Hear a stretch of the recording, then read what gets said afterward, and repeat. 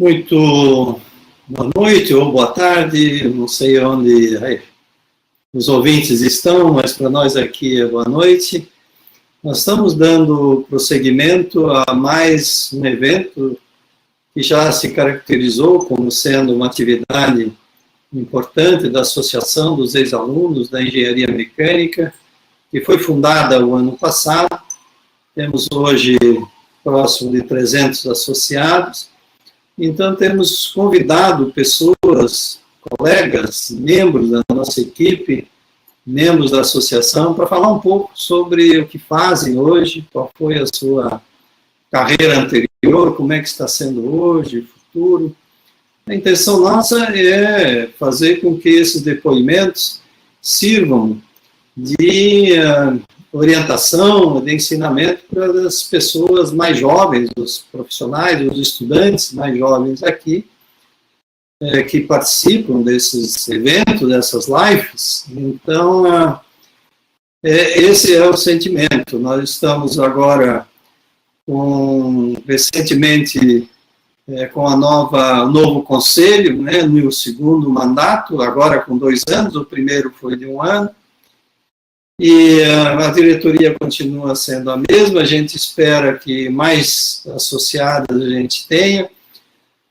E então, hoje, estamos trazendo o engenheiro Júlio Lodetti, e é um aficionado por caminhões, por carros antigos, enfim, vai contar, ele mesmo vai fazer a apresentação, não quero tirar esse brilho, né, do que ele vai nos dizer. Então, a intenção é fazer... Eu sou Sérgio Gardioni, estou hoje como diretor executivo da Associação Alumni, a EMC, né, sou formado aqui, né, em 1971, aqui que eu digo Florianópolis, na nossa UFSC, Engenharia Mecânica, e hoje eu sou professor, já sou os mais antigos, mas já que o assunto enfim, caminhões, Volvo, enfim, eu separei aqui 4 fotos, né, que eu vou comentar muito rapidamente para passar para o Lodetti em seguida. Então, o Jefini poderia já ir passando. Essa é uma foto em que eu estou, ali sou eu, sabe? Ali sou eu, Sérgio Gardioni, com 16 anos. Eu aprendi a dirigir muito cedo, meu pai era caminhoneiro, a gente vivia de transportar madeira em lajes, e eu quase que nasci dentro de um caminhão. Foi ali que eu despertou a minha profissão para engenharia mecânica, porque a gente fazia quase tudo em casa, né? Era muito pouco dinheiro, então a parte elétrica, pneu, pintura, só não fazia bomba injetora, motor e assim por diante. Então, tá aí o meu testemunho, né? Eu comecei com 13 anos pilotando, esse daqui já veio uma geração depois, um Alfa Romeo Brasinca, né, encarregado aí para Belo Horizonte. Essa viagem não fui eu que fiz, aí já era o meu irmão, o Tarcísio, que também ficou 5 anos na estrada, depois fez a carreira toda na aviação, do VASP, fundou a Gol, enfim, mora em São Paulo. Então, esse é o Alfa Romeo Brasinca. Esse é o meu irmão, Tarcísio, só para mostrar que esse caminhão servia também. Esse já é outro Mercedes, aquele era um 59, LP 321 cara chata, esse é um 61, era de Belo Horizonte, tubos da Mannesmann, lá para Recife, para construção da Petrobras, né? E por último aqui tem uma foto ainda mais antiga. Esse é um Ford F600, muito fraquinho de motor, né, e que foi onde eu comecei a trocar algumas marchas, ainda com 11, 12 anos, e meu pai deu essa incumbência, e foi ali que eu aprendi, né? A gente puxava madeira ali do interior, e ele dizia, senta aqui, vai olhando, e está na segunda, passa a terceira, e foi ali. Então, esse aí é um pouco da minha história com caminhões. Aprendi bastante com eles, ainda gosto, e por isso que eu sou engenheiro mecânico, por conta disso. Mas eu vou passar para o Lodetti, não sou eu do palestrante, é só para mostrar ao Lodete a minha afinidade com o assunto. Então, professor Júlio Lodete, o espaço é seu. Eu vou me retirar aqui, depois nós voltamos para perguntas, para discussão, enfim, espero que todos apreciem. Então, eu vou passar a palavra ao Júlio.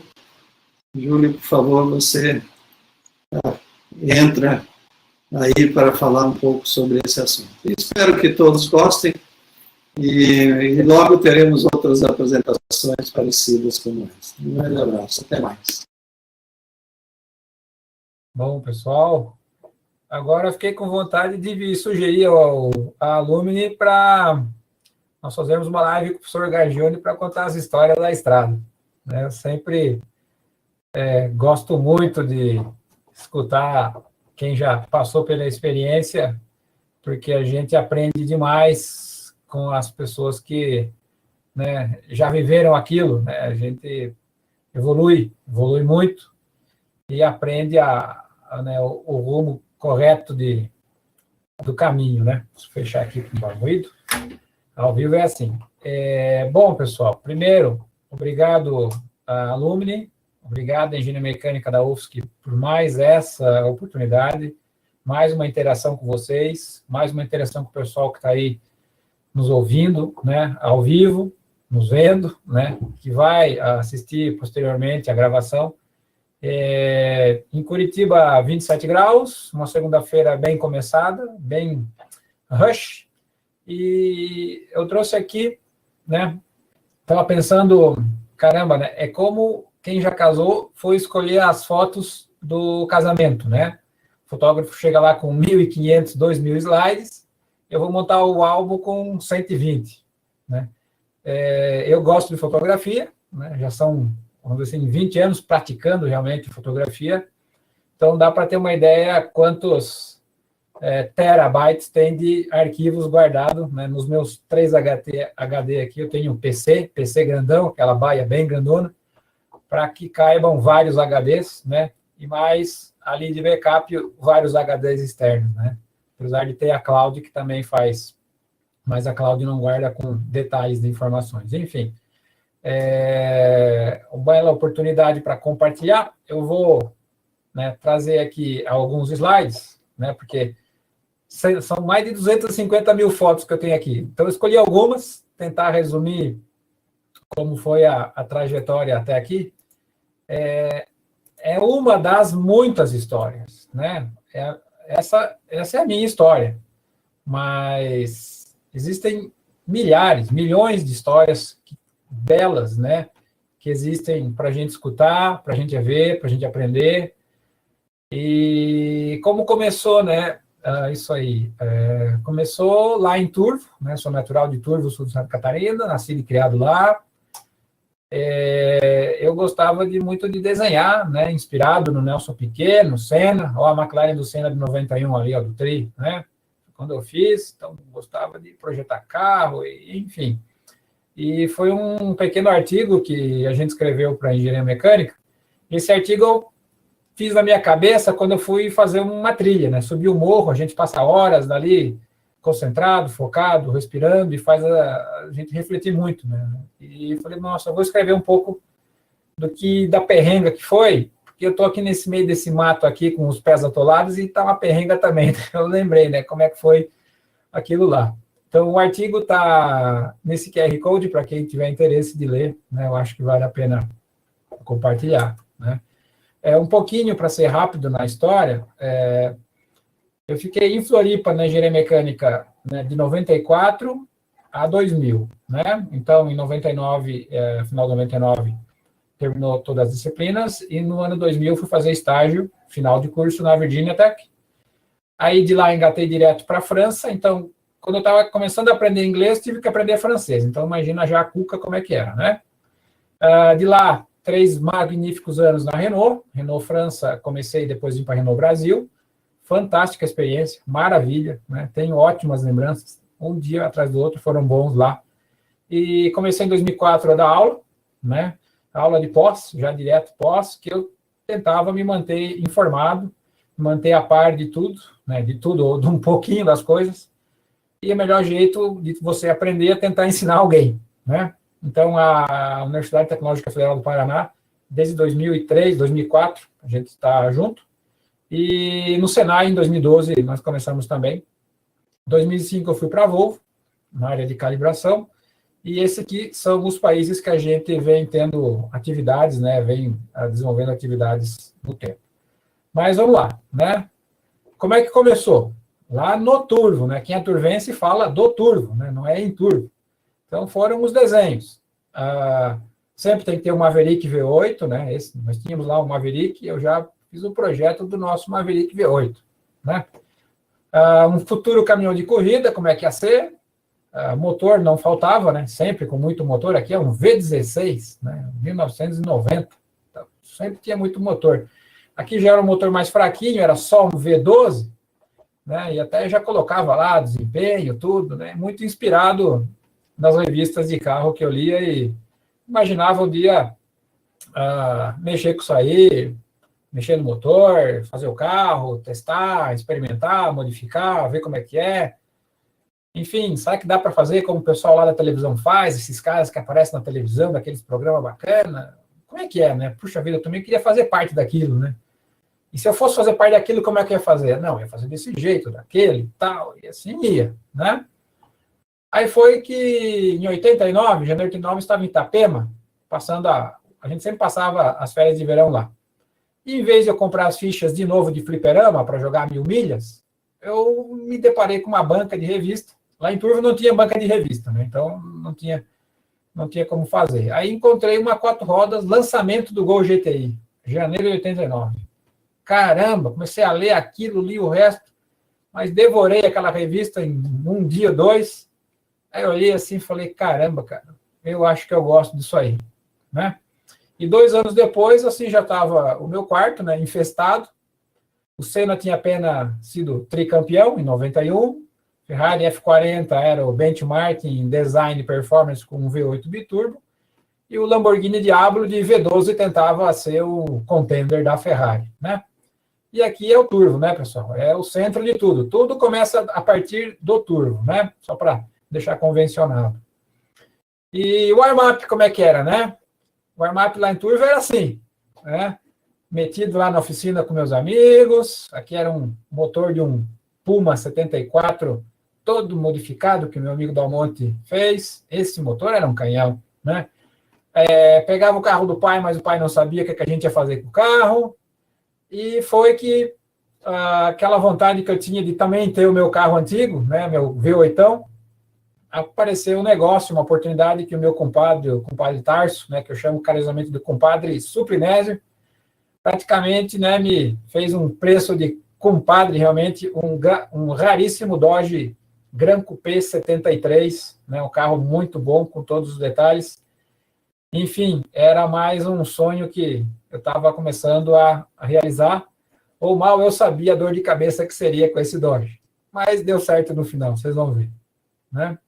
Daí veio o cursinho em 93, né? Quase passei de primeira, estava lá, fiz o terceirão em Turvo, mas em 94, depois do cursinho, eu consegui entrar na engenharia mecânica.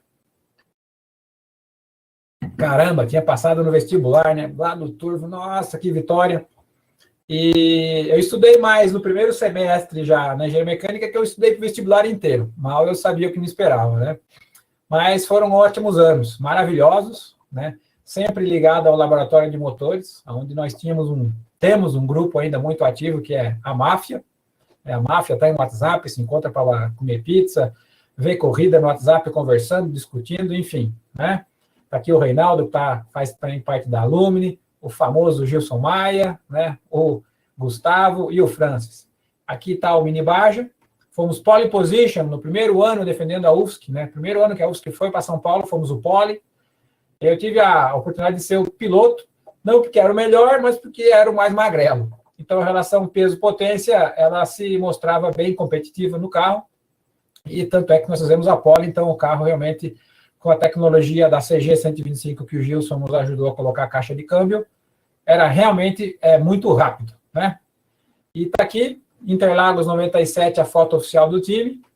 Fantástica experiência, né? Quem está envolvido nas competições da universidade, quem participa de foguete, avião, submarino, carro, pista, elétrico, enfim, você aprende a trabalhar em grupo, né? A desenvolver os seus skills, a conversar mais, a entender, a ser paciente, saber que as coisas têm o seu tempo. Então, é uma experiência que valeu cada minuto estar envolvido, né? O Papa Terra foi o nosso carro, foi maravilhoso fazer parte desse time aí. Daí lá, o American Dream, né? Sempre quis ter o meu V8, gostava dos V8, e o Reinaldo foi um grande artífice disso aí, que me ajudou muito a fazer os contatos lá no prédio da engenharia, para poder fazer o estágio na Virginia Tech, na área de materiais inteligentes, né? Com materiais piezoelétricos. Então, eu estava em Floripa, em janeiro, imagina Floripa em janeiro, né? 35. Chego lá na Virginia Tech no outro dia, menos 10. Então, realmente era muito frio e a minha roupa era para 20 graus, né? Passei um frio danado. Até tinha cortado o cabelo antes, ó. Se soubesse, é de cabelo comprido, que eu passei um fio na cabeça, não está no gibi. Mas foram 6 meses maravilhosos na Virginia Tech, né? Pude ir para Charlotte, ver o Auto Fair, ver lá os meus Mustang, meus Dodges, enfim, estava realizado, né? Com o bonezinho do clube do Ford V8, enfim, já tinha levado o kit, né? Kit entusiasta. Então, só que tinha um problema, né? Como é que ia chegar lá em Charlotte se eu não tinha carro? Então, sempre que eu ficava sabendo de algum evento na região, eu começava já uns 15 dias antes cutucar lá o pessoal do laboratório, quem é que ia me levar, né? Então, falava com um, falava com o outro, e tentando aliciar alguém para me levar lá no Speedway. E sempre deu certo, né? Fiz muitas amizades nisso aí. E nesse tempo eu pude, então, comprar a minha primeira câmera realmente que tirava foto em formato de foto. Eu tinha uma bem pequenininha antes que era bem, né, bem raquítica. Então, eu consegui comprar a minha Canon Rebel 2000, lá no ano 2000, que era câmera com filme, né, de 35mm. Então, na mochila eu levava a câmera e sempre 6 rolos de filme de 36 fotos, de poses. Então, tinha que selecionar bem o que ia tirar, porque hoje nós estamos acostumados com máquina digital que tira, né, as centenas. Então, naquela época era diferente. E daí, lá no laboratório de materiais, né, o Center for Intelligent Material, eu conheci, né, o meu partner lá, era um francês, e em meados de abril, maio, o professor Arroio envia um e-mail dizendo, olha, né, o pessoal conhece da UFSC, que é o Juca, né? Olha, Juca, existe uma possibilidade de fazer um mestrado na área de motores. Eu falei, nossa, motores é comigo mesmo, né? E vai ser na França, no IFP School. Então, tem uma bolsa, eles pagam a passagem, dão ajuda de custo na moradia, e o laboratório está te procurando, ver se você tem interesse, né? Porque fomos contactados pela Renault, que procura formar engenheiros especialistas, e nós estamos contactando você, ver se há o interesse. Aí eu fui lá, né, mais sorte que justo, conversar com o Nicolas. Né? Nicolas, e esse Instituto Francês do Petróleo, como é que é? O que tu me diz? Eu falei, nossa, partiu, né? Vamos aqui no site, olhando. Aí quando eu vi o que era, né, realmente, Nicolas tinha toda a razão, né? Só a ementa do mestrado, que eram 10 meses de aula integral, né, de manhã e de tarde, só a respeito de motores. Né? Partiu, né? Então, fui para a França. Então, cheguei lá em agosto de 2000, já com 1 semana e meia de curso intensivo de francês, para entender um pouco o sotaque. Né? Uma vez que você pega o sotaque francês, fica muito mais fácil, porque a construção da frase, como é latina, você consegue formular a frase de uma forma como a gente fala em português, né? Diferente do inglês. E aqui, quando eu cheguei, já fui lá fazer minha foto, né, com o moletom da PAW. Quem é V8eiro sabe, né, que a PAW é um grande vendedor de peças de performance para motor V8. E eu fui, então, com o meu moletom, tirar a foto oficial na frente do IFP. Estava faceiro demais, né? E do meu lado aqui é o Ricardo Penteado, que foi, né, por 20 anos Renault Fórmula 1. O Khaled, que é um dos maiores testadores de carros da PSA, né? Então, um dia eu consegui a chave da sala de motores, fomos lá, fizemos uma baita bagunça, juntamos os motores todos, levamos tripé escondido e fizemos uma foto oficial do trio Parada Dura. ao final do curso, aí apareceram muitas oportunidades de fazer o estágio. A Renault já tinha se manifestado, né, o interesse de ficar conosco. O Khaled tinha conseguido já um estágio de testes na PSA. E o Ricardo ainda estava, né, nessa, mas o Ricardo logo decidiu para investir tudo na Renault F1, tinha perfil, estava lá, tanto é que foi um sucesso, né? E ele foi direto para a F1. Eu estava em dúvida se voltava para o Brasil, ficava aí para diesel, calibrar, enfim. Acabou que eu também fiz a entrevista na Renault F1, porém meu perfil, como eu ainda estava meio em dúvida e tal, eles já, né, trilharam, acho que o Lodete vai querer fazer outras coisas, né? Enfim, eles tomaram a decisão certa para eles, e para mim eu vi que depois foi certa também, né? Então, essa foi a GFP School. E a primeira coisa que a gente faz quando vai na França e gosta de carro, né, é ir para a Alemanha.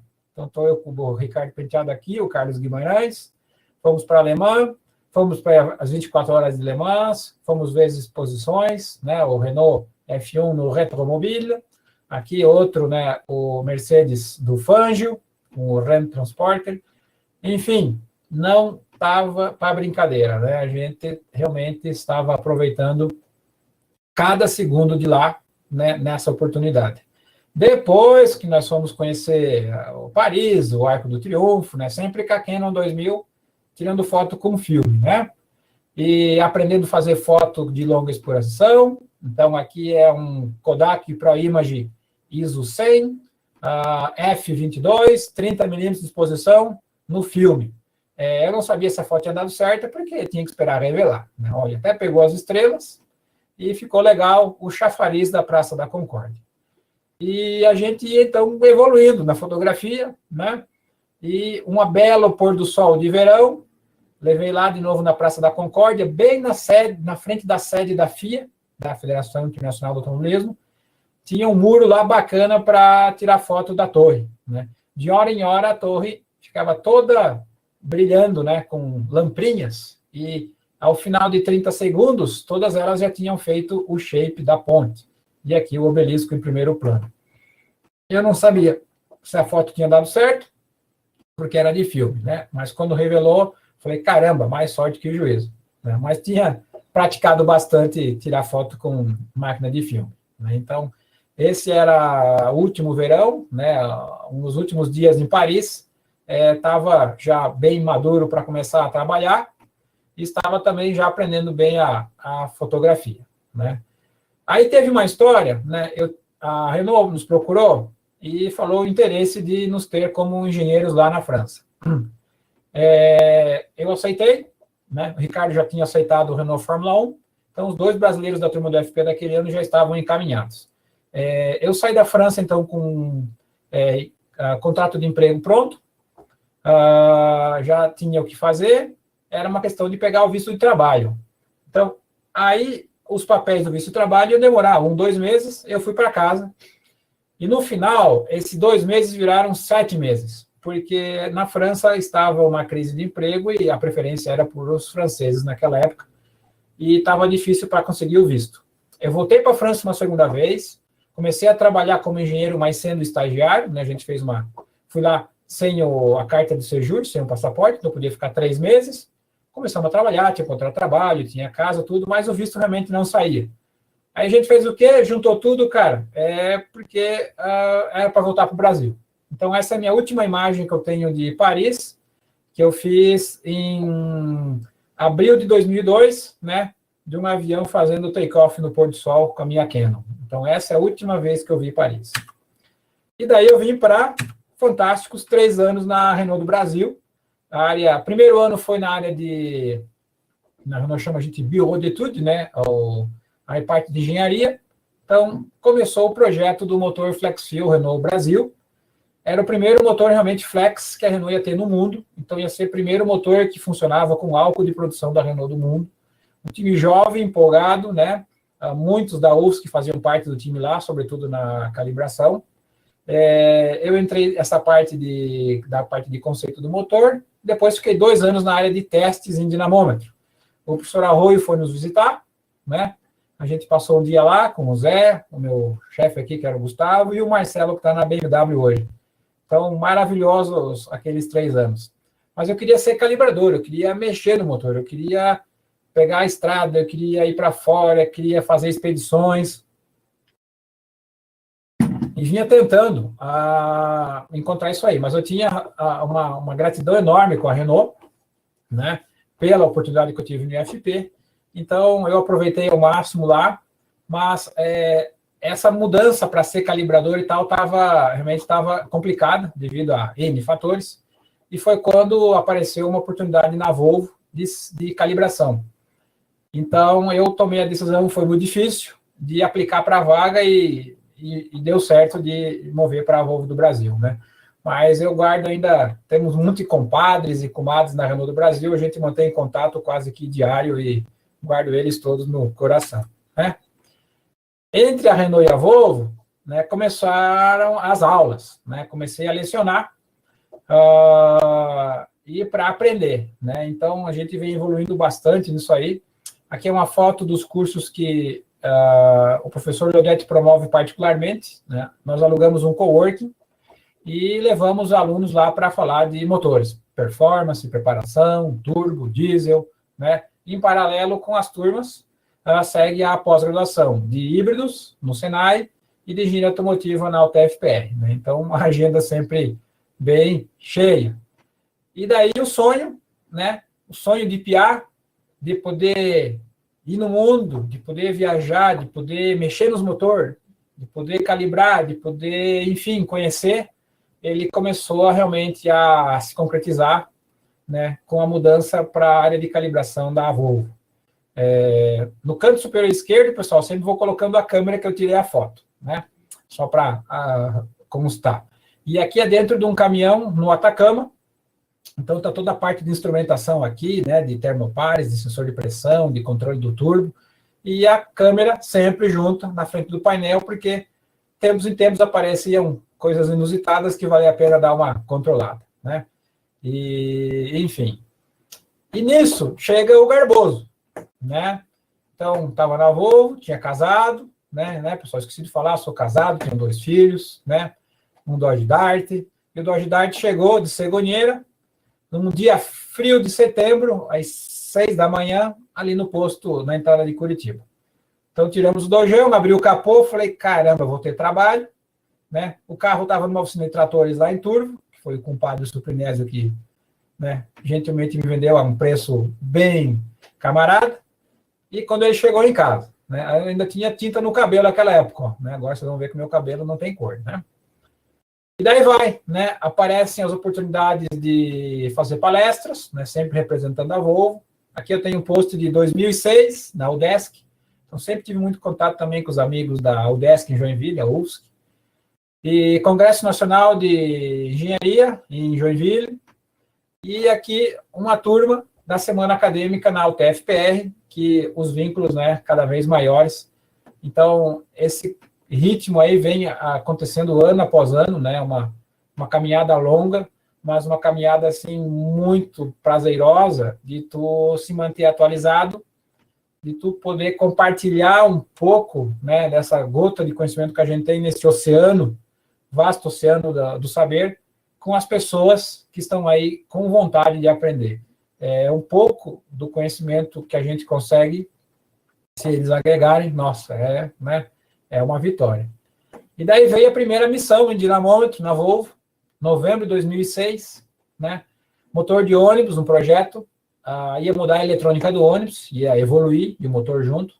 Então, estou aqui com o Giba já está aposentado, e o Rafael, que na época é estagiário, hoje está nos Estados Unidos, né? Na antiga Cela 8, a gente chama de célula de teste, na Volvo a gente chama de célula, né? Então, laptop, motor, enfim, foi um belo projeto, um aprendizado muito grande para começar na calibração, né?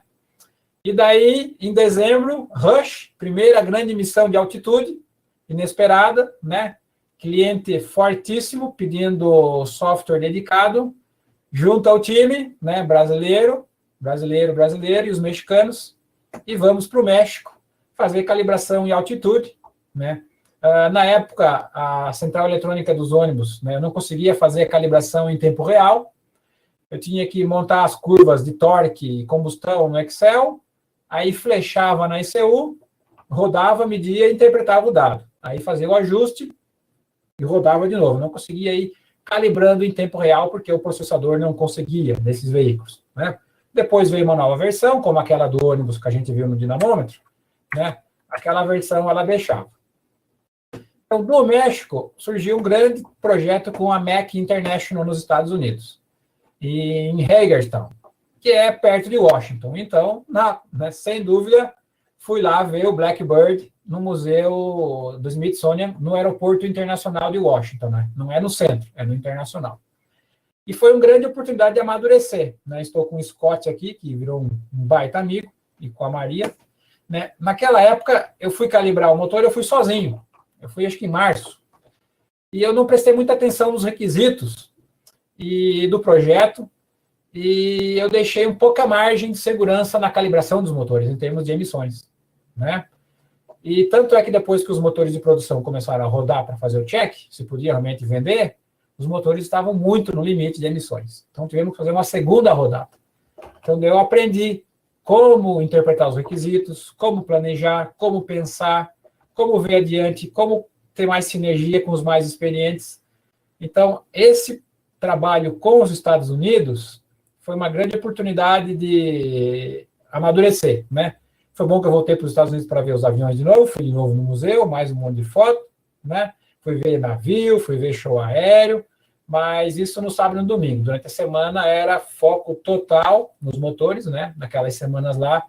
E na segunda rodada, sim, saíram robustos, com muito aprendizado e lições realmente aprendidas, né? Nisso começa uma interação grande com a Suécia, né? A Suécia, que é a high-tech, né, em muita natureza, né?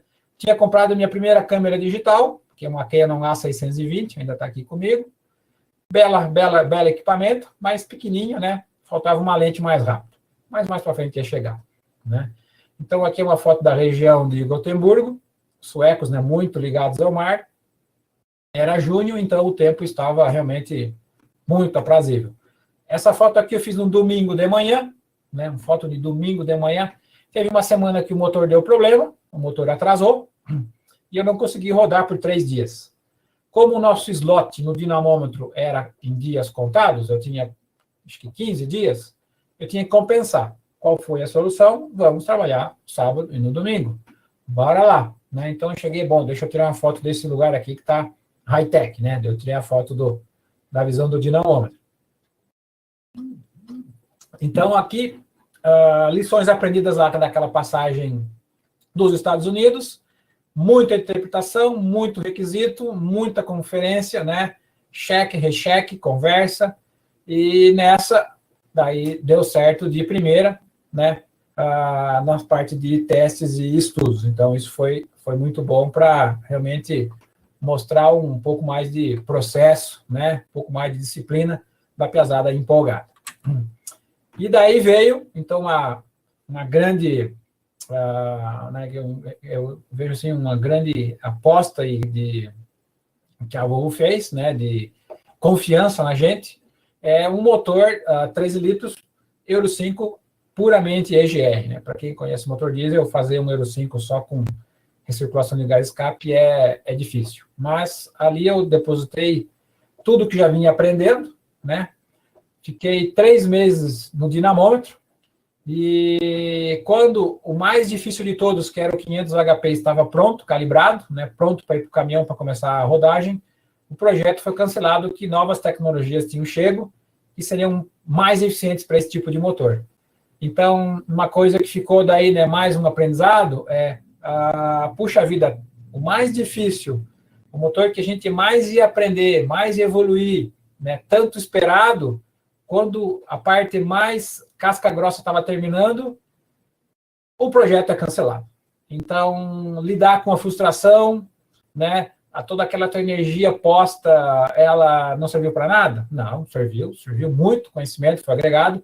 Já estou em Curitiba, né, tínhamos inaugurado um dinamômetro totalmente novo, com base no sueco, muita gente envolvida, então a gente não precisava mais ir para a Suécia para fazer calibração, desenvolvimento, podia fazer tudo in-house, como chama. Então, esse foi o primeiro grande projeto do laboratório, isso aqui é o Laboratório 7, né, da Volvo do Brasil, e eu fiz questão de tirar uma foto aqui para lembrar, né, falei, quando tiver cabelo branco eu vou lembrar desse motor, que foi uma escola gigantesca. Continuando, né, o Brasil ia mudar de legislação de emissões para 2012, e, em segredo, os veículos 2012, com cara de 2009, começaram a rodar. Então, essa fase de projeto, né, de grande planejamento, de grandes trabalhos, eu tive a oportunidade de participar quando do desenvolvimento do Volvo FH, que é o principal produto da Volvo, Euro 5. Então, foram 3 anos muito intensos, né, 4 anos muito intensos de viagens, de expedições, de calibração, de desafios, né?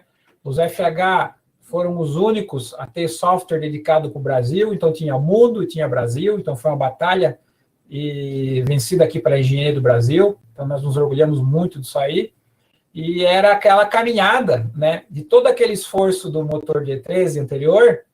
Então essa confiança, esse conhecimento que a gente adquiriu lá, né, ele foi posto para a gente poder ajudar também, né? Então, o pessoal era muito descontraído, tu vê que, né, até na foto oficial saía o pessoal com alegorias. Então, essa simbiose, esse espírito de equipe, ele é fundamental para que os projetos rodem bem, né? E daí, França, né? Existe um laboratório, na época, né, é o único laboratório oficial Volvo para fazer comparação, back-to-back.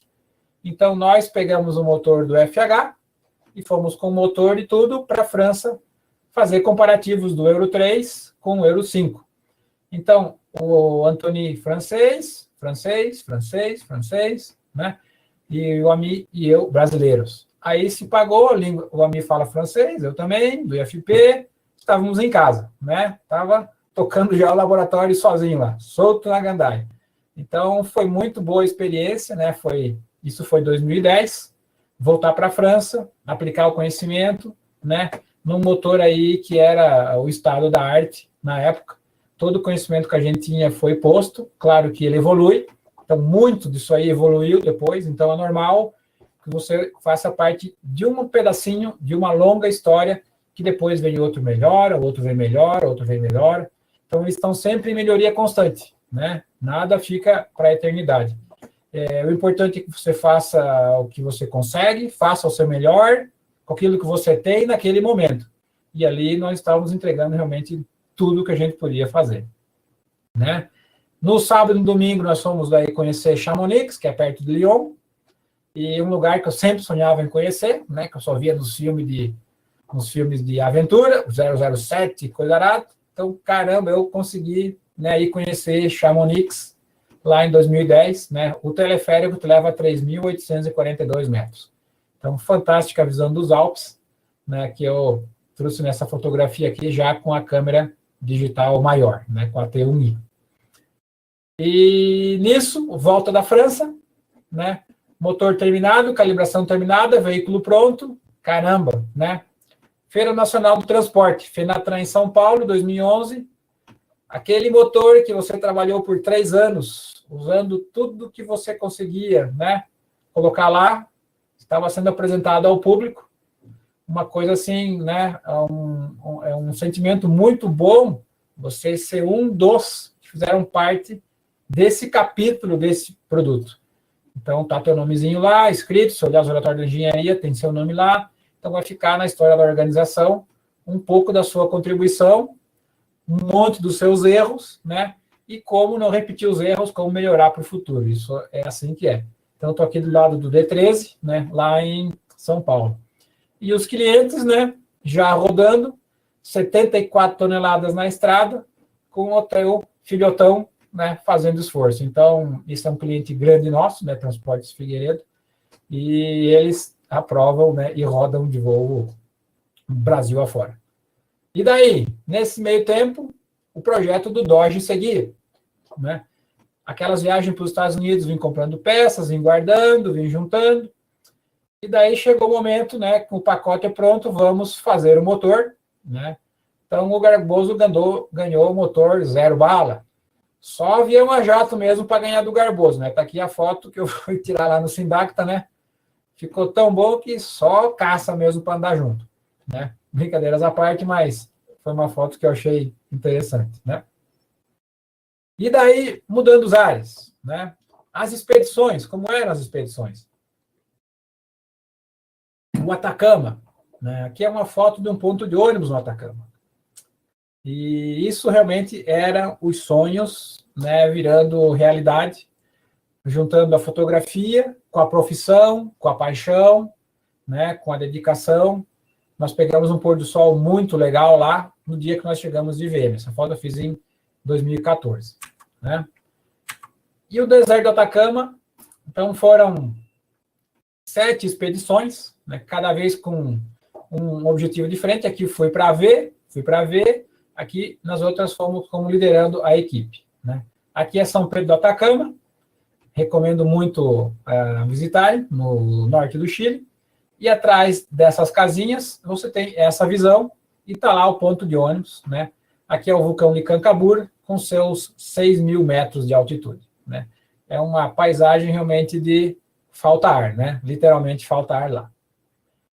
E onde começa a expedição para o Atacama? No planejamento e na instrumentação. Né? Antofagasta é um famoso porto, é uma cidade que dá suporte à indústria de mineração de cobre do Chile. Então, o pôr do sol lá é no Pacífico, né? E é onde o pessoal sai para fazer a pesca. E aqui está o veículo sendo instrumentado, né? O departamento de instrumentação, de engenharia de teste da Volvo, extremamente competente, pessoal realmente de qualidade, porque se a instrumentação está incorreta, os sinais que eu vou receber para moldar a calibração vem errado, nós podemos comprometer muito o trabalho todo. Então, precisa ser confiável, precisa ser robusto, precisa ser bem feito, precisa ter gente que conhece do métier junto, né? Sozinho, ninguém faz nada. E daí, faz o check de instrumentos, né? Nível do mar, em Antofagasta, tem La Rinconada, que é uma subida bem capciosa em S, né? E a gente vem fazer o check de instrumentos, ver se a instrumentação está medindo a contento. Nós temos valores dos veículos de nível do mar, temos aqui do litoral, e a gente faz um cara crachá, sempre com muita gente envolvida, né? O Rubens, que era nosso motorista, o robô de instrumentação, o Rodolfo da MWN, nesse caso da expedição era um motor do VM, e quem vos fala aqui, né? Aqui é Calama, que tem uma usina eólica muito boa, né? Porque tem vento que não acaba mais naquela cidade, e além da mina de cobre de Chuquicamata. E daí, aqui é Antofagasta. Por um lado, tu olha a Rinconada, no final da estrada, tu chega na La Portada, que é o cartão postal de Antofagasta, que fica ao fundo. Né? E de Antofagasta, a gente vai para São Pedro do Atacama. Né? Aqui é a estrada para lá. Então, realmente, é um cenário simplesmente de outro planeta, parece que estamos em Marte. Né? Aqui é o pôr do sol. Muita gente vai no Vale da Lua, né, Vale de la Luna, ver o pôr do sol no Atacama. As cores são bem essas, né? Um magenta, um roxo, um negócio realmente de tirar o fôlego. E a gente vivia cada dia intensamente. Acorda cedo, trabalha, sobe 3 ou 4 vezes por dia a cordilheira, né? No final da tarde recolhe equipamento e tal. Quem tem fôlego ainda vem ver o pôr do sol aqui, que realmente é demais, né? E aqui é a cena de São Pedro. Né? Aqui é nosso teatro de operações para testes de extrema altitude. Está aqui um pedacinho da estrada e lá é a subida. Ó, né? Então, São Pedro fica a 2.500 e a gente sobe a 4.800. Se você está bem aclimatado já, você pode subir o Cerro Toco, que é 5.600 aqui, ou então ver as fumarolas do vulcão Lascar lá, que também é 5.600. Fica a seu critério. Então, realmente, o Atacama é um lugar único no mundo, né? E está a 3 voos de Curitiba ou de qualquer lugar aí. Né? Aqui, o nosso FM11, né? Nesse lugar lá no Vale da Lua, dá para ter uma ideia de como é que é o landscape. Né? O veículo era amarelo, então, extremamente fotogênico. Essa é uma versão que o Chile tem exclusiva para eles, né? Então, como é Curitiba responsável global por uma certa linha de powertrain, Então, Curitiba faz motores para todo mundo, né? Nessa gama de powertrain. E esse foi mais um caso do FM11 para o Chile. Então, essa foto eu fiz do alto aqui. Olhei para o lado, estava ele lá. Então, são cenas, às vezes, que você não imaginava, mas aproveita, né? Então, esse é um pouco do Ares. E daí, né, descendo a cordilheira, a subida que a gente roda são 45 quilômetros de subida e de descida, então haja freio. Também fazemos daí a calibração do freio motor. Né? Caminhão tem um freio motor muito potente porque ele ajuda e muito no auxílio da frenagem. Sem um freio motor potente, as rodas do veículo e da carreta vão praticamente pegar fogo e daí a tragédia anunciada, né? E espírito de equipe sempre, né? Pizza na cabine. Então, o carro de apoio é fundamental para ir e voltar para a cidade de São Pedro, buscar comida, buscar coisas que a gente escapa, né? Mas aqui, pizza na cabine a 5.000 metros para ver como é que era o fenômeno da digestão, né? Não tem ar lá, tá? Então, o corpo nosso não é ambientado para fazer digestão com baixo oxigênio. Você almoça e parece que no final da noite ainda o almoço está lá ainda. Então, é muito diferente a sensação. E aqui é subindo, né? Subindo, você tem a Rota 27, aqui o Licancabur, lá atrás é a Bolívia. Então, foi na expedição de 2011, essa foto que eu fiz, da cabine de um FMX 500 HP. Eu lembro como se fosse ontem, que eu jamais tinha visto nuvem lá. E nesse dia se formou uma nuvem e veio nesse formato cruzando, né? Falei, caramba, que bom que a câmera está aqui para eu ter o privilégio de presenciar cenas desse tipo, né? Isso parece que foi ontem, mas fazem 9 anos já. E no domingo, daí quando tem folga, a gente vai dar uma olhada na região. Essa foto aqui é de 2016, ali do FN amarelo, aonde existem lagoas de altitude no Atacama. Essa é a Lagoa Miscante, né? Ali na região de São Pedro. Fica a 2 horas de São Pedro. Então, é um cenário que não dá para, né, se esquecer, jamais. Recomendo muito quem tiver a oportunidade de visitar o Atacama, né? E o dia termina, aqui terminando mais um dia na estrada, né? Peguei essa foto aqui, realmente, mais sorte que juízo. Estava com a T1i, o dia terminando e o pôr do sol, né? Dando a sua último adeus, né? Então, a gente, quando faz expedição, é por empreitada, né? Quais são os veículos, quais potências, quais motores, quais calibrações têm que ser feitas. Quantos dias a gente tem? 15, beleza, vamos dividir, vamos planejar e vamos fazer acontecer. Se for domingo a domingo, vai acontecer de domingo a domingo. Se tiver um dia de folga, melhor ainda, né? Dá para ir ver as lagoas altiplânicas. Mas quando é expedição, é intenso, precisa de planejamento e precisa de execução. Então, não tem muito tempo para, né, perder. E daí, né, nisso, com o projeto Euro 5 entregue, em 2011 começou como os laboratórios da Cela 7 estavam rodando a pleno, começou um extenso programa de recalibração de motores, todos moldados para o Brasil, né? Eu estava envolvido também no projeto, e nesse ano nós ganhamos o prêmio Volvo de Inovação por redução de consumo de combustível, né? Um dos veículos que usam, a nossa querida, né, catarinense, e foi um ganho expressivo de consumo com a recalibração dos motores. E isso foi graças, né, já a essa experiência que a gente adquiriu. E o prêmio foi, né, visitar a Volvo ônibus da Polônia. Então, foi uma semanada na Polônia, muito gratificante. Parece que foi hoje, mas já foi em 2012, né?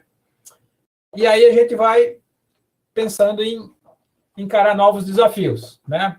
Vinha dando palestras para os alunos, aulas na pós, e daí apareceu em 2012 a oportunidade de fazer uma apresentação em nome da Volvo, num fórum nacional a respeito de tecnologia diesel. Esse fórum acontece em Curitiba sempre em agosto. Então, em 2012, eu tive a oportunidade, em 2018, de ser o speaker da Volvo nesse fórum, né? O mais difícil não era o tema, que era nosso dia a dia, mas era ficar sério e não falar, né, as nossas brincadeiras durante a aula e da palestra. Então, isso realmente foi um grande desafio, né? Mas brincadeiras à parte, me sinto extremamente honrado, né, em poder representar, em poder trazer informação, em poder compartilhar o conteúdo, né, que a gente pode melhorar, assim, a massa crítica, né, como um todo da engenharia aqui. Então, é a nossa pequena contribuição nisso aí, né. E daí, 2014, né, mais uma expedição, mais um projeto. Esse aqui é o VM, né, que é o médio. O VM é um produto muito interessante, porque ele é um caminhão brasileiro, o motor é paulista, né, que é MWM, o software é alemão, e quem calibra é a Índia, e a caixa de câmbio é sueca. Como faz esse povo conversar sozinho, né? Como faz? Então, é o único produto que usa um motor que não é Volvo, um software que não é Volvo, com uma caixa Volvo automatizada. Então, foi um projeto made in Curitiba, muita gente envolvida, e essa aqui é a foto, né, oficial da entrega do powertrain pronto, robusto, funcionando para o mercado, né? Mais uma vitória aqui da engenharia, e os cérebros de todos os lados do Brasil, né, ajudando a fazer isso aí. Então, nós temos um capital humano preciosíssimo no Brasil, uma cultura, um conhecimento, flexibilidade, agilidade, disposição, comparáveis a qualquer lugar que tem por aí, né? O pessoal que vai para fora, o pessoal sempre se dá bem, elogiado, não volta mais, né? Volta se quiser. Então, a engenharia brasileira, a formação que nós temos, né?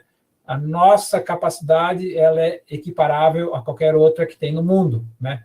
Às vezes falta o que para a gente? Recursos, meios, né? Oportunidade, mas quando a engenharia tem oportunidade, a gente faz coisas maravilhosas, como esse aqui, né? Não vou dizer que é o melhor do mundo, não, mas é o único motor no mundo do Grupo Volvo que consegue ter esse tipo de solução, né? Totalmente adaptada para a gente. E daí veio o México, né? Aqui a pirâmide do Sol, pessoal, né? Aqui a foto tirei da pirâmide da Lua para mostrar o tamanho. Então, quando acabou o programa do Euro 5 e do VM iShift, México, com base na experiência brasileira, solicitou, pessoal, vamos recalibrar nossos motores? Vamos dar um plus a mais? E a engenharia do Brasil, que era responsável por aquele powertrain, foi engajada, e eu tive o grande privilégio de tocar também esse projeto em 2014 e 2015, né? Então, esse era o produto, esse é o time, né? O Edmar, que é Brasil, o Memo e o Polo. O Leopoldo era um dos melhores pilotos de teste que eu já vi, né, de ônibus. Realmente, ele era fora da curva, né? Não importa a condição, o veículo ele era repetitivo, ele tinha uma constância inigualável, era um cara 100%, né? Infelizmente, o Leopoldo foi, né? Inesperado, ele era um atleta, mas foi, e a gente tem muita saudade dele, né? E eu guardo, assim, no coração esses maravilhosos anos que nós tivemos lá com eles, né? Então, dói no coração, mas o legado, né, dele está aí, né? E o produto é benchmarking de mercado já há anos, né? Foi evoluindo. 2018, a UTF-PR me dá a oportunidade de fazer um curso de extensão lá com eles, né? O professor Riesch, um grande amigo, né, coordenador da pós de engenharia automotiva, me ajudou a montar um curso de extensão na UTF-PR e montar turmas para fazer performance de motores. Era um curso de preparação de motores dentro da UTF-PR. Nós fizemos o projeto, a universidade aceitou, né? A universidade faz toda a programação, diz as datas da instalação, o professor Riesch organiza, e a gente vai lá e tenta compartilhar e contribuir um pouco do conhecimento, né?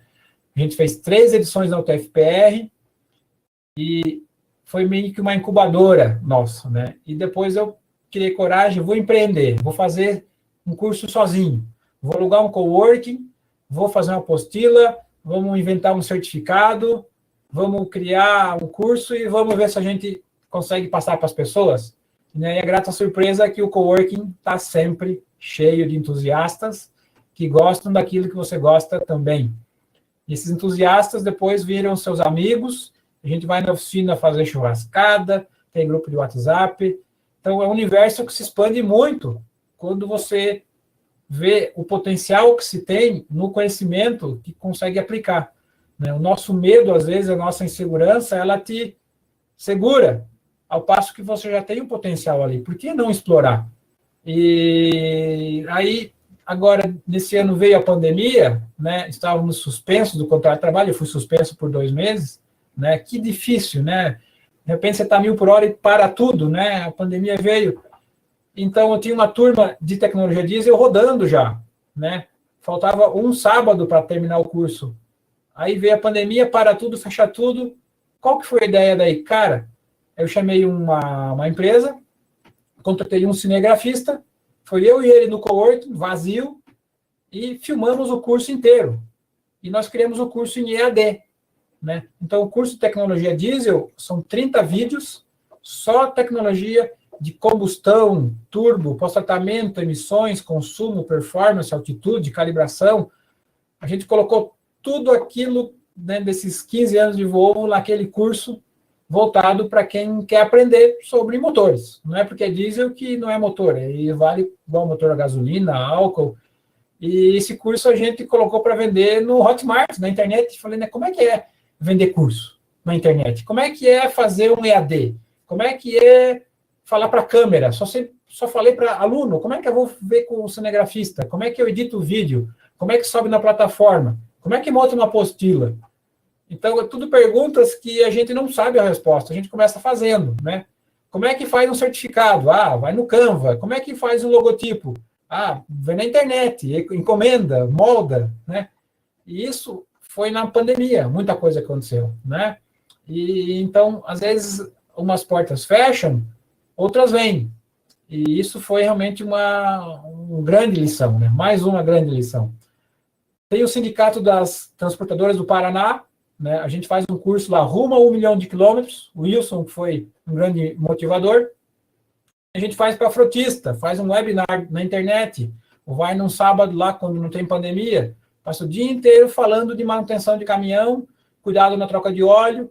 Isso é informação valiosíssima para quem opera. E às vezes ele não tem tempo de aprender na operação, porque a operação está operando, ele não teve tempo, né? Então, é mais uma coisa que o engenheiro, que a pessoa, pode contribuir para a sociedade, né? E tem make-off também, né? Nas expedições tinha vezes que dava errado. O FM a gente atolou um dia, fomos fazer a volta, não deu certo. Atolou, contratamos equipamento. Como era São Pedro de Atacama, como estamos no alto da cordilheira, aqui é 5.000 metros. Então, os motores não têm torque embaixo, né? O motor não consegue encher a turbina para criar torque para sair. Então, o veículo ele não consegue se movimentar, né? Ele simplesmente atola e fica ali. Pode puxar, rebocar, tirar. A gente até tirou a carga, tentou tirar a carga de pedra britada com pá. Imagina, 5.000 metros, fazer força para tirar a pedra britada com pá. Não vai, né? Não tem corpo para isso, né? Só a Sherpa, como consegue, né? Os curitibanos não dá. Então, nós contratamos o equipamento, né, com a ajuda dos amigos da Volvo do Brasil e no back-office, né, da Chile. Quando a máquina chegou lá, era tão alto e tão frio, olha lá, né, que a máquina não pegava, né? Então, aí a importância da calibração de altitude. Não pegava, foi que, olha, a bateria estava quase acabando, ela começou a dar um estouro aqui, estouro lá, depois de meio minuto ela deu marcha lenta, né? Estávamos salvos, a expedição podia continuar. Então, foi uma experiência também muito diferente. E aí, né, terminada a fase da calibração, de calibrador, né, o mundo dá voltas, apareceu a oportunidade de ser engenheiro de aplicação. O que era? Ia me doer deixar a calibração. O Atacama, as expedições, México, mas os assuntos começavam a voltar. Isso eu já fiz, já repeti e tal, mas dá para fazer uma coisa nova? Aí surgiu a oportunidade de entrar no time de engenharia de aplicação. O que é? O estudo, né, das frotas, da telemática, do Big Data, usar Power BI, né, usar dados do DENIT, como é que é a distribuição de rodovias, onde é que estão as frotas rodando, como é que é a topografia, como é que é nosso relevo, como é que é a divisão de transportadoras, enfim, né, um monte de coisa muito interessante, novas portas, né, novos horizontes, muito que a gente aplica hoje foi desse período fantástico, riquíssimo, de entender os números, né, através de ferramentas de análise de dados. E daí teve uma expedição para o Peru também, né, meio que inesperada, cliente pedindo modificação do software, né, e em Arequipa. Aqui é a região de Arequipa. Estávamos lá, aqui era caminho para a mineradora, pegamos um tornado, olha lá, né? Tornado aqui é sal, né? Esse aqui é um salar de Aguada Blanca. Aqui é 4.200 metros de altura e pegamos um tornado vindo na nossa direção, né? Corre que o negócio que o vento sopra. E o pessoal, né, nativo e os extraterrestres passeando lá. Então, realmente um salar é algo que não tem aqui, né? E é uma oportunidade se você estiver lá. Já tinha câmera nova, né? Essa é a minha atual, uma Canon 80D. Recomendo o equipamento, né? Já tem a 90D disponível no mercado. E essa, né? Arequipa, extrema altitude, extremo frio. Seria a última das grandes expedições, 2018, porque daí começava a engenharia de aplicação, né? De 2018 a 2020. Foi a de Arequipa a última expedição? Caramba, cara, dá saudade, né? E estou aqui com o Fabiano, da área de qualidade, né? Eu aproveito mesmo, levei a GoPro, botei na testa para filmar a partida frio, para filmar o barulho, como é que o motor se comporta, para a gente dividir depois como é que é lá naquela mineração que leva, né, 3 voos e mais 10 horas de carro. Como é que o motor funciona? Como é que o motor pega? Só ver a datalog é suficiente? Pode ser para interpretar o número, mas como é que é o environment? Como é que é a ambiance? Como é que funciona? E o cliente estava do lado. O que o cliente diz? Gostou ou não gostou? Então, eu gosto, quando tem autorização, de levar a GoPro na cabeça e filmar, né? Claro que os arquivos ficam conosco, né? Isso é propriedade da empresa, mas ajuda muito os outros que vão, na sequência, fazer. E esse era um veículo Euro 3, né? Hoje, no Brasil, Euro 5. Então, o que se tem no Brasil hoje é uma calibração com uns 15 anos à frente desse veículo lá. Então, o que a gente fez? O pessoal do time de calibração estava com uma calibração mais otimizada, pronta. Nós pegamos essa parte da calibração e aplicamos no veículo Euro 3, fizemos um retrofit. Funcionou de primeira. Cliente feliz, missão cumprida, beleza, tá feito, né? Não precisa inventar roda. Se você já tem conhecimento adquirido, se você já tem algo robusto, por que não fazer reaplicação, né? E deu certo de primeira. Então, foi uma... Mas por que não saiu de fábrica? Porque ainda não havia uma aplicação tão severa para Euro 3, para esse tipo de veículo, num lugar desse jeito, que tinha que pegar a menos 10 a 5.000 metros de altitude em 1 segundo. Né? É um caso extremamente atípico, mas o conhecimento estava lá, reaplicou, beleza, agora todo mundo ganhou. Né? Então, mas foi assim. E daí, né? Teria sido a última grande expedição? Não ainda, né? Com essa revolução da pandemia, Covid, as empresas fizeram muita reestruturação e eu já estava, né, há tempos de olho numa nova oportunidade, né? Na área comercial, né? Falador que sou, gosto de pessoas, gosto de estar gente, gosto de estar em campo. Então, desde julho, estou na área de engenharia de vendas. Então, é uma área técnica dentro da área comercial. É uma baita oportunidade de aprendizado, né? É emprego novo, praticamente, começando do zero, né? 15 anos dentro da engenharia de powertrain, de combustão, de pós-tratamento. Agora a gente, sai, né? Sai de dentro desse volume de controle, olha macro, vamos ver a operação, a missão, o veículo, né? Qual que é o eixo, qual que é o diferencial, qual que é o para-choque, qual que é o tipo de ar-condicionado, enfim. Mundo novo se abrindo. E aqui, pela foto, dá para ter uma ideia de como é que é. Né? Então, nisso, né, o Garboso, a gente não esqueceu dele. Né? O Garboso passou por um processo de restauração completa, nuts and bolts. Sem a ajuda das pessoas, não ia ser possível. Mestre Álvaro, mestre Peninha, que foi o funileiro, mestre Álvaro que desmontou, que montou, né? Os filhos vão lá, de vez em quando, iam lá ver, né? A gente ia tirando a massa, ia descobrindo, né? A podridão, ferrugem, guincho, né? E no final, 28 meses depois, haja paciência, né? O carro ficou pronto, né? voltou melhor do que foi, né? O motor ganhou injeção eletrônica, já vinha namorando fazia tempo a injeção eletrônica, né? Não sou mais calibrador lá, agora sou calibrador em casa. Então, o carro ficou muito bom e nunca desista dos seus sonhos, né? Pode ser que no momento seja extremamente desencorajante, pode ser que não vai chegar lá nunca, mas com as pessoas à sua volta, com foco, com planejamento, né? Acredita que a gente consegue chegar lá, né?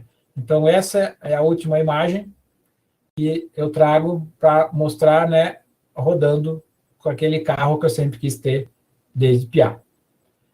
Aqui vocês podem me encontrar, né? Digita Júlio Lodetti no LinkedIn. Eu gosto muito de trocar informações no LinkedIn, né? Uma rede muito boa profissionalmente. Tem lá nosso humilde site. Convido para lerem os artigos no blog. Tem coisa técnica que pode ser interessante para vocês. E tem também as aventuras lá no YouTube, né? Gostaria que, se vocês quiserem, né, conhecer. E seria isso que eu tinha para mostrar. E eu acho que a gente pode abrir um pouco para trocar ideias, figurinhas, né, com o pessoal. E estou aqui aberto para discutir isso aí.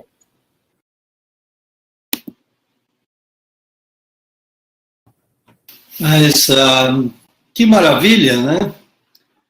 Foi uma verdadeira viagem, né? Não só pelo mundo, mas por regiões diferentes, mas pelas belíssimas fotos, né? Posso imaginar a qualidade de foto você tem nesse conjunto todo que está aí, né?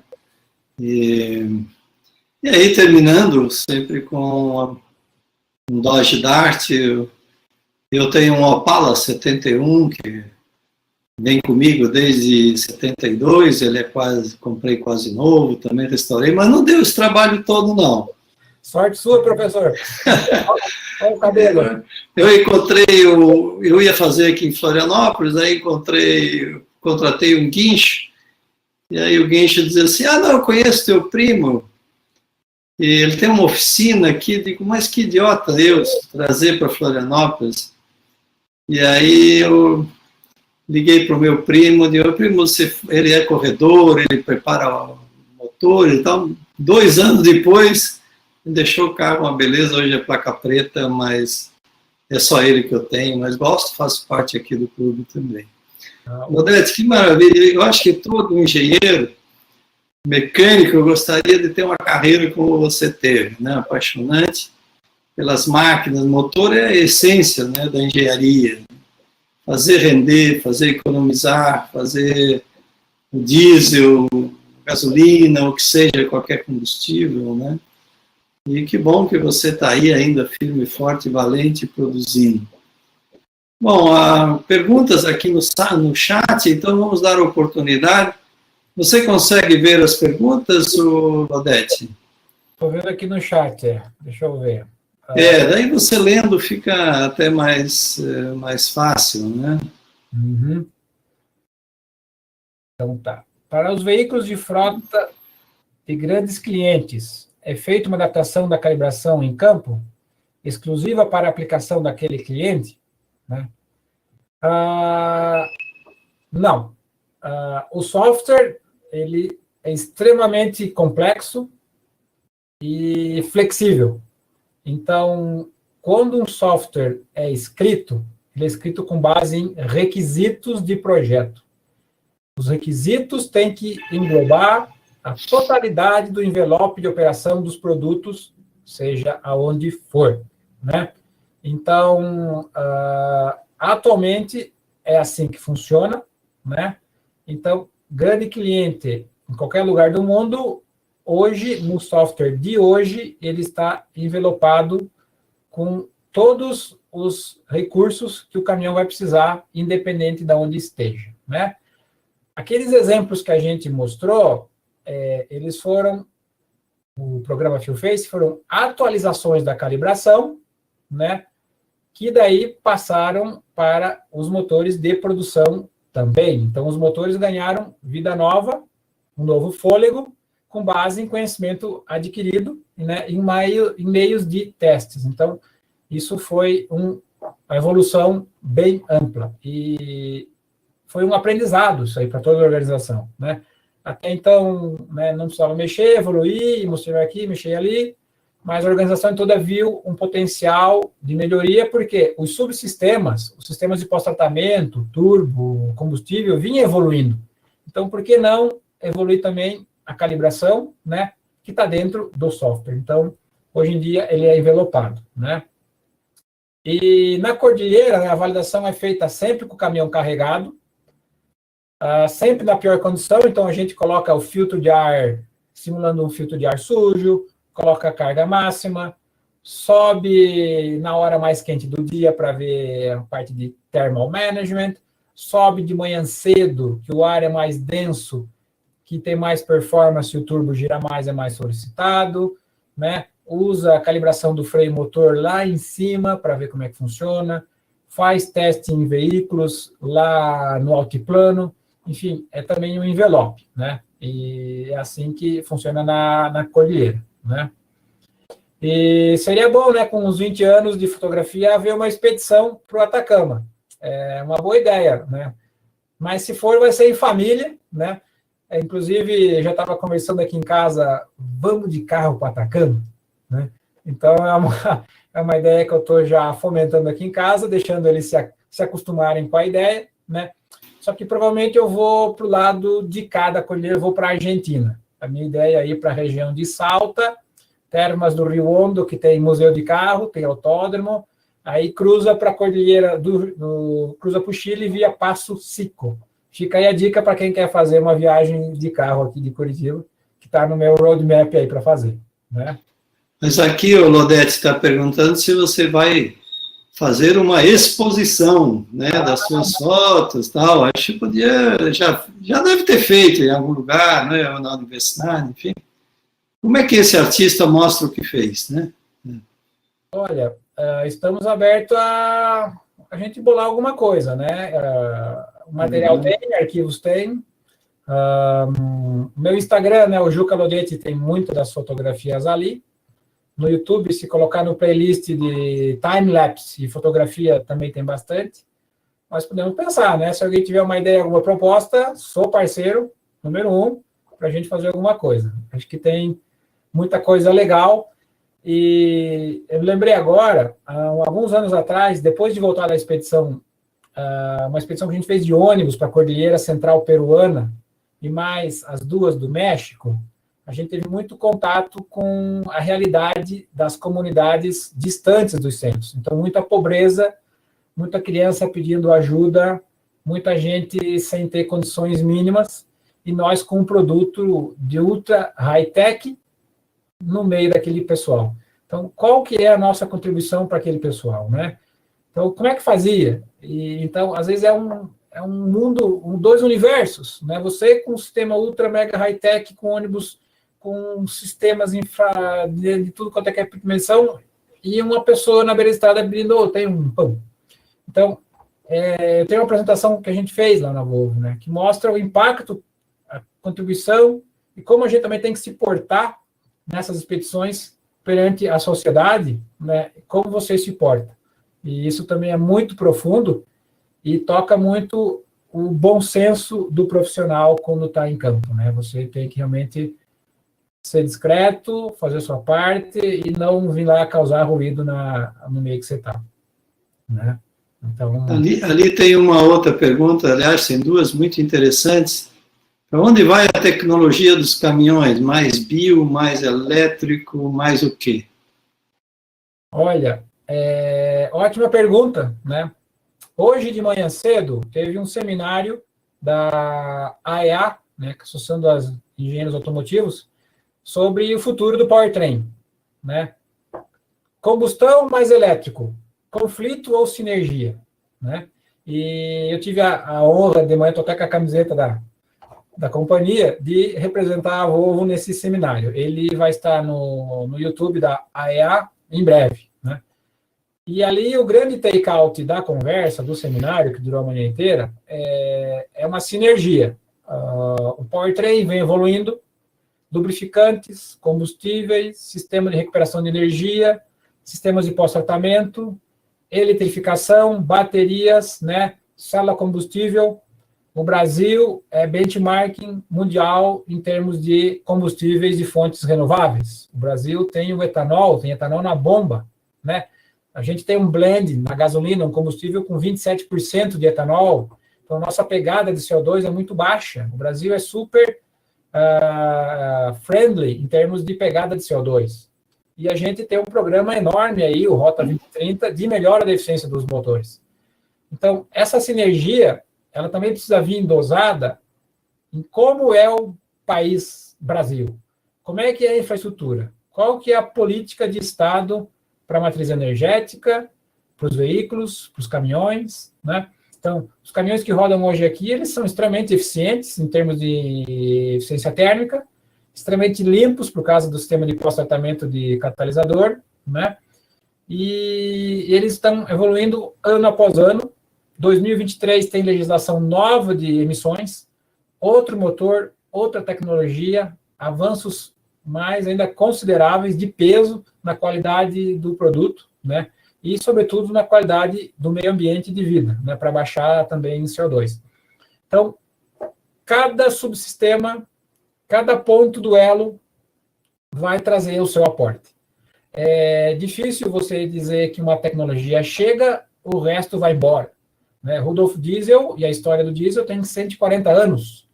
Confiabilidade, robustez.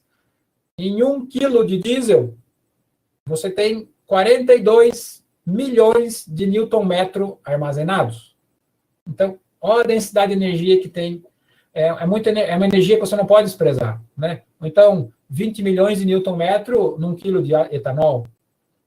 É muita energia. E a energia se vem de fonte limpa, fonte renovável, e o Brasil é campo perfeito para isso, pode ser extremamente bem aproveitada, não tanto só para o Brasil, quanto para o mundo. Célula combustível a etanol, e por que não, para long haul, né? Hidrogênio, ok, hidrogênio vem da onde? Da eletrólise. Eletrólise feita com que energia? De eólica, de solar, da cana, né? Não pode ser eletrólise feita de combustível fóssil. Então, o powertrain, diversas tecnologias, sinergia, né? Esses são o caminho, né? Cada um pouco faz um grande. Né? Essa é a nossa visão. Aí tem um complemento, o Odete diz assim, que as normas Euro são bastante rígidas, e aqui no Brasil, acho que você já respondeu em parte, se os motores diesel vão sobreviver a essa nova legislação, acho que é Euro 5, né? Não é Euro 5 na Europa? Então, boa pergunta. Europa, Euro 6, né? 6. Euro 6. Brasil, Euro 5, migrando Euro 6 em 2023. Para caminhões de longa distância, sim. Tecnologia robusta, comprovada, Brasil, Estados Unidos, Japão, Europa, né? Vão, sim, sobreviver. Agora tem que ver o nicho, tem que ver a aplicação, tem que ver a missão, né? De quão longe eles vão. Por exemplo, o veículo de passageiro diesel. Bom, aí motor diesel a gente já sabe que ele vai dar lugar aos plug-in hybrid ou batteries, né? Ou então outro tipo de tecnologia, o veículo de passageiro diesel. Veículo diesel de distribuição na cidade. Bom, tem uma forte tendência de eletrificação, porém depende de incentivos públicos, custa caro, como faz a gestão da bateria, segunda vida, né? Qual a quantidade de matéria-prima, de terras raras, de raw materials eu tenho que tirar do planeta se eu quiser mudar a matriz energética. Falta planeta, tem que minerar em Marte, minerar na Lua para trazer tanta coisa. Então, a gente precisa achar o balance, o equilíbrio. Até que ponto esse nicho precisa disso, aquele para outro. Então, imagina uma grande coxa de retalhos, né? Mas, sim, tem tecnologia para superar até as expectativas em termos de emissões, né? Emissões são poluentes, tipo óxido de nitrogênio, tipo material particulado. A briga também é CO2, gás de efeito estufa, que é consumo de combustível. Daí, a sinergia com a eletromobilidade é um matching perfeito. Acho que não temos mais perguntas, mas eu vou aproveitar aqui e perguntar assim, o sistema viário, estradas, isso não te leva a um estrangulamento da indústria de caminhões? Quer dizer, começa a haver muito estrada ruim, com custo de operação, atraso nas viagens, é difícil comparar, né, um caminhão rodando numa autobahn na Alemanha e na nossa BR-101 aqui. Né? Como é que a Volvo vê isso? Sim, isso é um grande desafio, professor Gargione. A logística, o custo Brasil, né? Quais são os corredores? Isso é uma grande preocupação, né? Tanto da parte da montadora quanto por parte do operador, né? Do embarcador. Eles tentam, da melhor maneira, fazer o gerenciamento das frotas, mas tem novos corredores abrindo para o norte do país, né, a BR-153, lá para o Porto de Miritituba, então está levando a soja do Mato Grosso para o Pará, então está desafogando um pouco aqui esse corredor Mato Grosso do Sul, São Paulo, Paranaguá, São Chico. Mas, sim, a nossa infraestrutura ela pode melhorar bastante ainda, e muito, né, para que o custo da operação caia, para que a frota opere de uma maneira mais eficiente, que baixa consumo, que baixa CO2, que baixa poluentes, né? Então, nosso sistema de infraestrutura, ele pode, né, melhorar muito. Novos modais também têm oportunidade, né? Cabotagem, ferroviária, e por que não? Tem espaço para todos, né? Mas, a curto prazo, a gente ainda vê sobre rodas o roadmap, mas a indústria não para de tentar evoluir os produtos para ir minimizando os impactos, né? Muito profissionalismo em grandes empresas, né? Muita conectividade, você tem um celular, tem um aplicativo, você vê a frota no celular, vê como é que está dirigindo, vê como é que está a nota, né? Então, muita informação já e muita coisa acontecendo, né? Mas tem gargalos que realmente a gente ainda tem que conviver com eles. Odete, eu vou aproveitar a pergunta aqui da nossa colega de conselho, a Priscila. Eu acho que é a Priscila de Manaus, né? Estava aqui até outro dia. Ela diz assim, como é que se junta todas as engenharias, né? A mecânica, materiais, a química, a eletrônica? Parece que hoje, pelo que você descreveu, pela complexidade da tecnologia, está tudo junto e misturado, né? Como a gente diz na gíria. Como é que você aprende isso? E nós temos ainda mais alguns minutinhos, uns 3, 4 minutos. Queria que você desse um recado aí, ou desse uma sugestão aí de como melhorar a nossa formação do engenheiro, né? Como as nossas escolas podem dar um passo na direção de ter o engenheiro que o mundo hoje precisa, né? Acho que você se formou aí há um bom tempo, eu mais. E a gente fez na época que não tinha nada disso, né? Era tudo muito simples. Né? Então, era um pouco isso, né? Responder a nossa colega e também dar um pouco de recado geral aí sobre os novos cursos. Já que você é professor da área de engenharia, né? O que você faria diferente aqui para formar essa turminha nova aí? Maravilha. Ótima pergunta, Priscila. Obrigado. Bem observado, professor, está tudo junto, misturado. Né? Lá na engenharia do powertrain, nós éramos mais de 100 engenheiros de powertrain, só powertrain, né? O mesmo na engenharia de veículos, e tem mecânicos, eletricistas, automação, materiais, eles têm uma formação de engenharia, mas no caso de nas grandes empresas de desenvolvimento, né? Eles vão vendo ao longo da carreira todo tipo de desafio e a maioria, né, vai aprendendo no learning on the fly, né, aprende fazendo. Claro que tem muita sinergia, mas, como eu brinco nas aulas, é o método G.I. Joe, né, give your jumps, dá teus pulos. Então, vai atrás, corre, e está uma união muito grande de engenharias hoje na parte de desenvolvimento, seja do powertrain elétrico, de combustão, seja no veículo.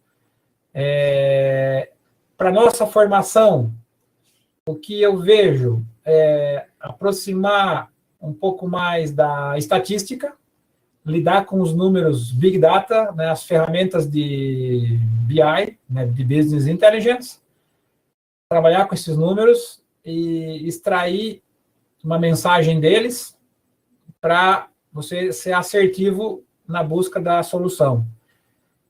Praticar, né, praticar bastante, ir a campo, ver a realidade, entender.